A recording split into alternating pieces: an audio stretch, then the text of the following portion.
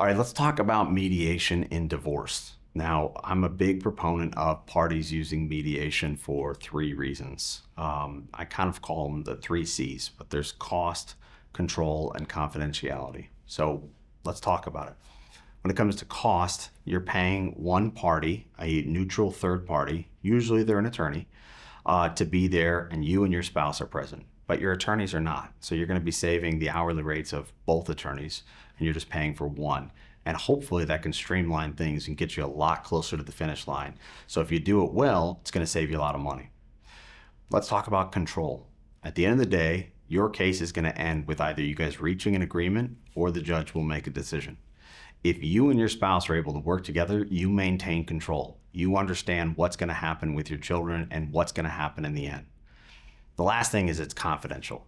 So in other words, you can speak freely in mediation. You can throw out ideas. You can throw out possible compromises of things, and that can't be used against you. In other words, if you throw out a plan or a proposal, your spouse can't come back in court and say, well, you had offered this in mediation. It's confidential. The judge won't consider it, so you know you stay in control, and ultimately, hopefully it will get you a resolution much, much faster.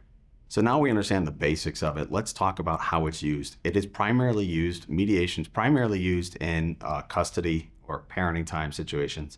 It's less and less used in financials. Really, the biggest thing is your mediator needs to understand all of the components. So in a child custody situation, there are components that are well known and well established. Whereas financial mediation, if you have one side that has more information than the other, it's not really on the same playing field. So if you have, say, a privately held business with certain structures in place, if the mediator is not familiar with those terms, then the other side's at a complete disadvantage and the mediator can't really help. So if you're considering divorce, even if you're considering doing it on your own, it's a good idea to make sure you understand some of the basics and how it impacts your situation.